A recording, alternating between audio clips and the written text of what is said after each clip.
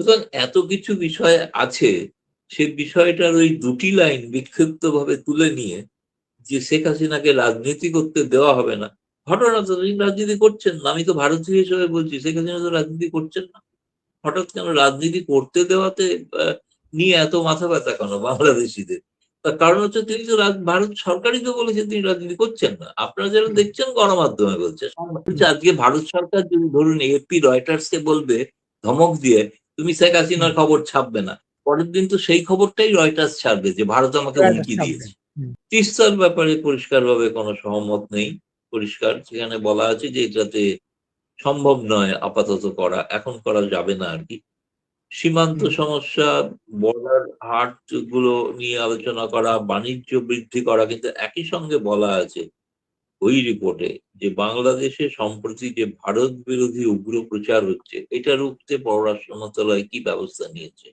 গৌতম দা, আমি একটু আপনার কাছে প্রশ্ন করি, যেহেতু অনেকগুলো বিষয় আপনি তুলছিলেন, যে প্রথমত হইলো অনেক খবর যেটা আসলে বাংলাদেশের সংবাদপত্র প্রচারিত হয় নাই বা হওয়ার সম্ভাবনা নাই, কারণ হচ্ছে আপনি বলছিলেন যে বাংলাদেশের রাজনীতিতে আওয়ামী লীগের উপস্থিতি ভারত দেখতে চায় এবং ভারত চায় যে একটি অন্তর্মুখী এবং আপনি বলছেন ইনক্লুসিভ রাজনীতির কথা, যেটা গত 2 বছর ধরে আমরা বলে আসছি, ভারতও বলছে, শেষ পর্যন্ত নির্বাচন হয়েছিল। সেই ইনক্লুসিভ রাজনীতি কি ভারত যে চাচ্ছে, ভারতের চাওয়াটা কি বাংলাদেশ সরকার আসলে অনুধাবন করতেছে কিনা, যে ভারত এইটা চাচ্ছে? আপনি এক নম্বর। 2 নম্বর হচ্ছে বাংলাদেশ ভারত সম্পর্কের বিষয়টি আপনি বলেছেন যে বাংলাদেশ ভারত সম্পর্কের বিষয়টি এই প্রতিবেদনে গুরুত্ব পেয়েছে। তো এই সম্পর্কটা আসলে কতদূর বাংলাদেশ ভারতের, কতদূর গড়ালো, উন্নতি হলো কিনা? না, এখনো মানে উন্নতির দিকে যাচ্ছে এরকম এখনো বলা যাবে না। ভারতের তরফ থেকে তো সহযোগিতার হাত বাড়ানোই হয়েছে। আপনার যে প্রথম প্রশ্ন যেটা, যে অন্তর্মুখী যে সমাজ, সেটা ভারতের বরাবরের নীতি। ভারত সবসময় বলে এসছে, এখনো বলছে, এবং এই প্রতিবেদনে সাংসদদের প্রশ্নের জবাবে মিনিস্ট্রি অফ এক্সটার্নাল অ্যাফেয়ার্স মানে পররাষ্ট্র মন্ত্রণালয় লিখিতভাবে দিয়েছে যে ভারত এটাতে বিশ্বাস করে। বাংলাদেশের যে রাজনীতির আভ্যন্তরীণ বিষয়, যে তারা, এটা পরিষ্কার আমরা বাইরে থেকে বুঝতে পারি, যে একটা জিনিস বলবেন যে 71-এর মুক্তিযুদ্ধকে যখন ভিত্তি বলা হয় তখন পরিষ্কার হয়ে যায় যে মুক্তিযুদ্ধ বিরোধী শক্তির সঙ্গে ভারত নেই। মুক্তিযুদ্ধ বিরোধী শক্তি যদি মাথাচাড়া দেয় তাহলে ভারত সেখানে তাদের সমর্থন করবে না। ভারত চাইবে না এমন কোন সরকার থাকুক যে মুক্তিযুদ্ধ বিরোধী শক্তিকে প্রশ্রয় দেয় বা প্রশ্রয় পেতে থাকে, যেটা ধরুন আমরা সবাই জানি জামায়াত ইসলাম। ফলে যে ইনক্লুসিভ পলিটিক্স, কিন্তু এটাও বলেছিল স্ট্যান্ডিং কমিটি বা তারা, যে সকল পক্ষের সঙ্গে আলোচনা চালিয়ে যাওয়া উচিত ভারতের। সকল পক্ষ বলতে, সকল পক্ষ বলতে মুক্তিযুদ্ধের পক্ষে যারা রয়েছে, অর্থাৎ বিএনপি, আমি ধরে নিচ্ছি তারাও মুক্তিযুদ্ধের পক্ষে, এবং আওয়ামী লীগ তো বটেই, এছাড়া আরো যে দল আছে, যে দলগুলো মুক্তিযুদ্ধকে সমর্থন করেছিল, মুক্তিযুদ্ধে অংশ নিয়েছিল, তাদের সঙ্গেও আলাপ আলোচনা আসবে। কখনোই বলা হয়নি জামায়াত ইসলামের সঙ্গে আলাপ আলোচনা চালিয়ে যাবে। 1। 2 হচ্ছে, আপনি যেটা বলছেন এটা বুঝতে পারছে কি পারছে না, রাজনৈতিক দিক থেকে আমরা বুঝি যে আওয়ামী লীগের বাংলাদেশের উপস্থিতির অর্থ হলো জামায়াত ইসলামী আবার সেই নিশ্চিহ্ন হয়ে যাওয়া, তাদের মাটির তলায় ঢুকে যাওয়া। কারণ যেটা শেখ হাসিনার সময় তাদের কোনো দেখা যায়নি। ফলে তারা তাদের জীবনের সবচেয়ে স্বর্ণোজ্জ্বল সময়টা তারা এখন উপভোগ করছে। তাহলে তারা চাইবেন না যে আওয়ামী লীগ আবার এখানে আসুক, এবং এলে তাদের কিন্তু রাজনৈতিক অস্তিত্ব থাকবে না, বিলীন হয়ে যাবে। এবং দেখুন, বন্দি প্রত্যর্পণ চুক্তিটা যেটা বলছিলেন সাহেব আর কি, যেটা যে বন্দি উলফাকে কেন্দ্র করে, এই কারণেই কিন্তু চুক্তিটা হয়েছিল। চুক্তিটা হয়েছিল যে উলফা জঙ্গিদের যাতে শেখ হাসিনা সরকার ভারতের হাতে তুলে দেয়, এবং তুলেও দিয়েছিল। আচ্ছা, যাদের তুলে দেওয়া হয়েছিল মনে রাখবেন তাদের কাউকে কিন্তু ফাঁসি দেওয়া হয়নি। কেউ কিন্তু, তারা কিন্তু অত্যন্ত জঘন্য সন্ত্রাসবাদী অপরাধী ছিলেন, কিন্তু তাদের কাউকে কিন্তু ফাঁসি দেওয়া হয়নি। প্রত্যর্পণ চুক্তিতে বলা আছে যে ফাঁসি দেওয়া যাবে না, ফাঁসি দিলে কিন্তু হয় না, সেই চুক্তির কোনো অর্থ হয় না। তাদেরকে নিয়ে আসা হয়েছে, এবং সৌভাগ্যজনক তাদের বহু নেতা, এই উলফা নেতারা, তারা অনেকেই মূল স্রোতে ফিরে গিয়েছে। সেটাই তো একটা গণতান্ত্রিক রাষ্ট্রের পরিচয়। যারা বিপথে চালিত হচ্ছেন তাদেরকে বুঝিয়ে আবার সমাজের মূল স্রোতে নিয়ে আসা। সেই কারণেই ছিল বন্দি প্রত্যর্পণ চুক্তি। বন্দি প্রত্যর্পণ চুক্তিতে বন্দিকে নিয়ে এসে ফাঁসি দিয়ে দেওয়া এটা চুক্তির কথা নয়। এক, দ্বিতীয়ত হচ্ছে শেখ হাসিনা বন্দিই নন। শেখ হাসিনা বন্দি হয়ে ভারতে আসেননি। শেখ হাসিনা যেদিন এসেছিলেন সেদিন তার বিরুদ্ধে কোনো মামলাই ছিল না। সব মামলাগুলো পরে হয়েছে। সুতরাং পরবর্তী সময়ে যেগুলো হয়েছে সেগুলোর দায় ভারত কেন নেবে? ভারত নেওয়ার কোনো কথা না। ভারত বাংলাদেশ দ্বিপাক্ষিক সম্পর্কের বিষয়গুলো এটা কিন্তু এক্ষেত্রে কিন্তু যেমন স্ট্যান্ডিং কমিটি যেটা বলেছেন যে অবিলম্বে গঙ্গা পানি চুক্তি বন্টনের আলোচনা শুরু করা উচিত।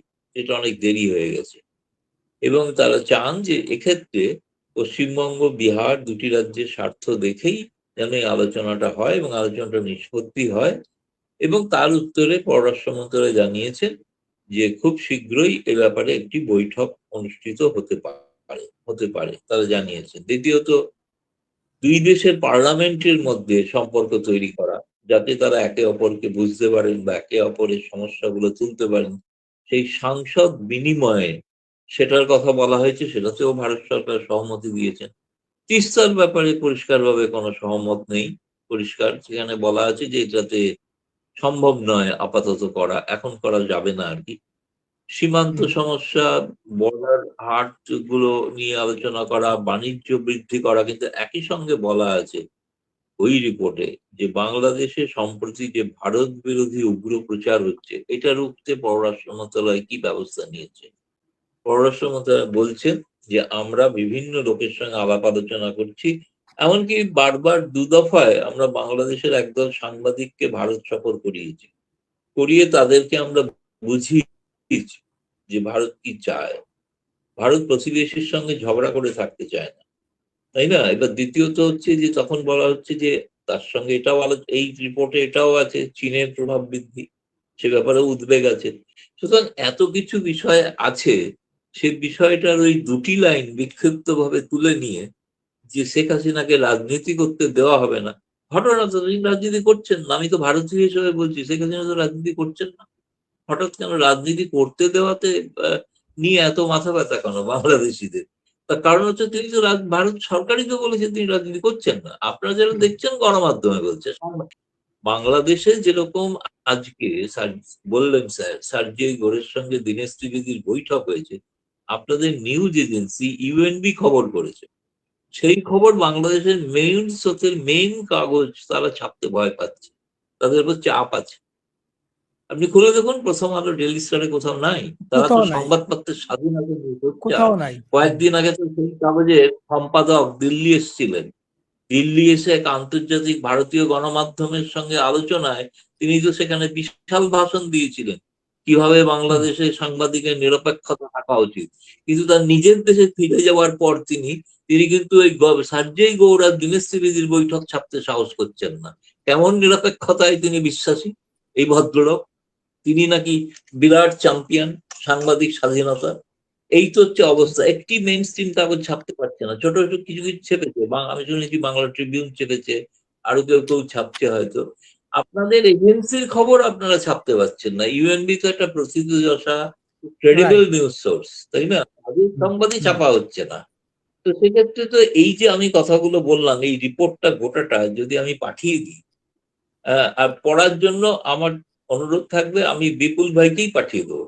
বিশাল প্লিজ, রিপোর্টটা পড়ে দেখবেন কি দেখেন। প্লিজ, তাহলে প্লিজ। আপনাদের সকলের ধারণা এক একটা পাতা তুলে তুলে ওখানে আপনার এখানে দেখান, বুঝেছেন? সে আমার তো ক্যামেরা নেই, আমি তো কোনো শো করি না, ইউটিউব শো পাঠিয়ে করি দিবেন, না। আমার হোয়াটসঅ্যাপে আমি পাঠিয়ে আপনাকে দিলে আমি রিপোর্টটা দেখবো। পাঠিয়ে দেবো। রিপোর্টের প্রতিটি পাতা আপনি ছত্রে ছত্রে পড়লে আপনি আগামী 1 বছর ধরে খবর করতে হবে যা খবর ওখানে আছে।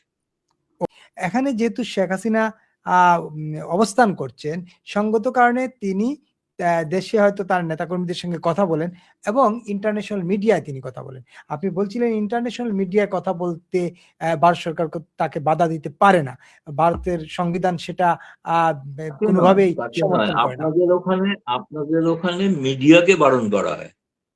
আমি বলছি আমাদের না এখানে নেতা মিডিয়াকে বারণ করা কর্মীকে, হয়। আমি সেটা মিডিয়াকে বলছি। বারণ করা হয়। কিন্তু আমি হুম, বলছি আজকে ভারত সরকার যদি ধরুন এপি রয়টার্স কে বলবে ধমক দিয়ে তুমি শেখ হুম, হাসিনার খবর ছাপবে না, পরের দিন তো সেই খবরটাই রয়টার্স ছাড়বে যে ভারত আমাকে রাইট, হুমকি ছাপবে। দিয়েছে। হুম, খবর ছেপো না, তাই না? জি। সেটা ভারত কি এখন করে এপি, রয়টার, জাপানের কিওডো, সাউথ চায়না মর্নিং পোস্ট কিংবা ভারতের কাগজ, তাকে ভারত সরকার কি করে বলবে যে তোমরা ছেপো না? এগুলো হয় নাকি? এখানে তো কোনো জরুরি অবস্থা, এমার্জেন্সি নেই। আপনাদের ওখানে কোনো ঘোষণা ছাড়াই তার নির্দেশ দেওয়া হয়, এমনকি আদালত থেকে বলে দেওয়া যায় কি ছাপা যাবে না। এইটা নাকি একটা গণতন্ত্রের ফুরফুরে বসন্তের হাওয়া। এই যদি গণতন্ত্র হয় তাহলে ফ্যাসিবাদ কাকে বলে তো আমাকে শিখতে হবে নতুন, ভাই। এটা যদি গণতন্ত্র হয় তাহলে ফ্যাসিবাদ কাকে বলে আমি এখনো বুঝিনি, ফ্যাসিবাদটা কাকে বলে। আমার শেখ হাসিনার সময় তো সব চ্যানেল উদ্ভূত, নতুন নতুন চ্যানেল খুলেছে, তাই না? তো শেখ হাসিনার সময় আমি বলছি না যে কোনো কিছু ঘটেনি, এমন কথা আমি কথাই দিচ্ছি না। যে কোনো সরকার ক্ষমতায় থাকলে সবসময় তারা এই ধরনের তাদের সমালোচনা তারা সহ্য করতে পারে না, এটা ঘটনা। কিন্তু আজ যা ঘটছে সেটা শেখ হাসিনার সময় হয়। সাংবাদিককে ওকে, খুনের মামলায় অ্যারেস্ট করা হয়। খুনের মামলায় অ্যারেস্ট করা হয়েছে অনেক বলুন সাংবাদিক, আর কি শাপলা বলবেন? কথিত শাপলা মার্ডার মামলায় অ্যারেস্ট করা হয়েছে সাংবাদিকদের। হ্যাঁ, আমি যে প্রশ্নটা করি যে আপনি বলছিলেন ইতিমধ্যে দুদিন আগে এএফপিতে ইন্টারভিউ দিয়েছেন, রয়টার্স ইন্টারভিউ দিয়েছেন, কিয়োটো নিউজে ইন্টারভিউ দিয়েছেন, আর অনেক জায়গায় দিয়েছেন, এবং সবগুলো সর্বশেষ ইন্টারভিউ তো শেখ হাসিনা বলছেন তিনি দেশের মানুষ তাকে ডাকছে, তিনি ফিরবেনই এবং তিনি ফিরবেনই, তার মৃত্যু হবে, তিনি ফিরবেনই। তিনি জানেন তিনি গ্রেপ্তার হবেন কিংবা তিনি মারা যাবেন কিংবা তিনি কোনোভাবে আক্রান্ত হবেন, এটা জানার পরে তিনি ফিরবেনই। এই যে ফিরবেনই, এই জায়গাটাকে আপনি কিভাবে দেখছেন? শেখ হাসিনাকে বারবার তিনি বোল্ডলি বলতেছেন ফিরবেনই। সেটা হচ্ছে যে বাংলাদেশের বর্তমান যে অবস্থা এবং তার যে ফিডব্যাক, আমি যেমন জানি যে আজও তিনি একটা বৈঠক করেছেন, রাজনৈতিক বৈঠক। সেটা হচ্ছে রাজনৈতিক বৈঠক মানে হচ্ছে যারা যে সমস্ত ভারতের নেতা আছেন তাদের সঙ্গে বৈঠক হয়েছে, আজকেও একটা বৈঠক হয়েছে। তিনি তাদের বলছেন তিনি যাবেন কি, তিনি তো বলছেন আন্তর্জাতিক গণমাধ্যমকে সঙ্গে নিয়ে যাবেন সেদিন যেদিন যাবেন ডিসেম্বরে। এখন তার বক্তব্য হচ্ছে আর কতদিন এভাবে থাকা যাবে, এভাবে থেকে কি লাভ? রোজই তো তাকে শুনতে হয় যে পালিয়ে গেছেন পালিয়ে গেছেন, তাই না?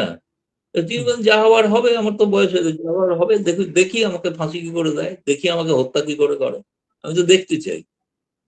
বিশ্বের সর্বাধিক সময়ের মহিলা প্রধানমন্ত্রী, তাকে হত্যা করা হবে আর সেটা সবাই গোটা দুনিয়া দেখবে, এটা যদি ভেবে থাকেন কেউ, এই জঙ্গিরা ছাড়া কেউ ভাবছেন না। আমার মনে হয় না বিএনপিও ভাবছে, আমার মনে হয় না বিএনপিও ভাবছে। তারা ভেতরে ভেতরে কোনো একটা সমঝোতার অভাসূত্র পাওয়া যায় কিনা তার জন্য মরিয়া। আমার নিজের ধারণা যে তারেক রহমান যদি সত্যি ভারতে আসেন ব্রিক্স সম্মেলনের সময়, তখন এই প্রসঙ্গটা তার কিন্তু কেবল ভারত নয়, চীন, রাশিয়া আর 11টি রাষ্ট্রের প্রধান, তাদের সকলের সঙ্গে আলোচনা হওয়ার সম্ভাবনা আছে।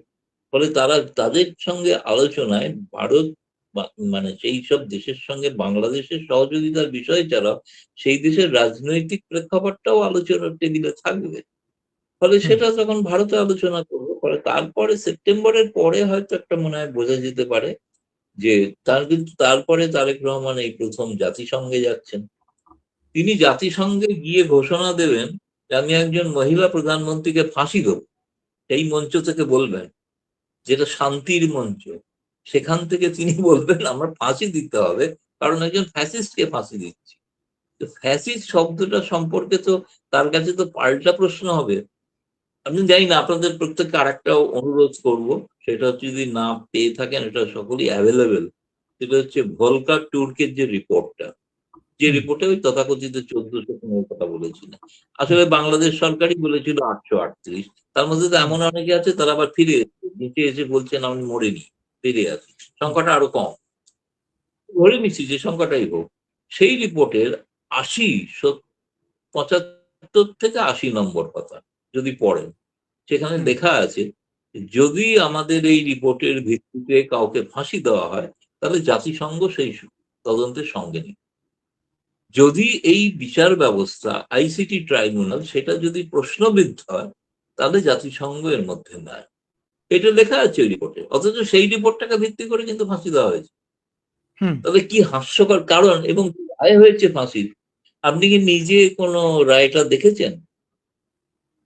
রায়টা কি দেখা যায়? কোনো ওয়েবসাইটে আছে রায়টা? আমি তো কোথাও দেখলাম না। আছে? বিচার করবেন, ফাঁসি দিবেন, তো সেটা জানিয়ে দিন বাংলাদেশের জনতাকে এই কারণে ফাঁসি দিলাম, সেটা প্রকাশ করতে অসুবিধা কি? এত হাস্যকর সেই, আমাদের কাছে গোপন সূত্রে খবর আছে সেই রায়টা কি লেখা আছে, ভারতীয় গোয়েন্দারা জোগাড় করেছে, করে আমাদের কাছে পৌঁছেওছে। অতি হাস্যকর, বানান ভুল আছে, বুঝলেন, ইংরেজি প্রচুর বানান ভুল ভুল আছে, আছে। মানে ইংরেজিটাও ঠিক করে দেবো এমন কথা আছে। ফলে আমি বলছি সেই রিপোর্টটা সেই কারণে হয়তো প্রকাশ করতে পারে না, এত ইংরেজি কারেক্ট করতে হবে যে সমস্যা আর কি। তো সেই রিপোর্টটার ভিত্তিতে আমার তো মনে হয় না বিএনপি সরকার এখন সেই রিপোর্টটার উপর ভরসা করছে। তারা তো বলছেন শেখ হাসিনাকে বিচার করবো, অবশ্যই শেখ হাসিনাও রাজি বিচারের সম্মুখীন হতে, যেটা ন্যায় বিচার।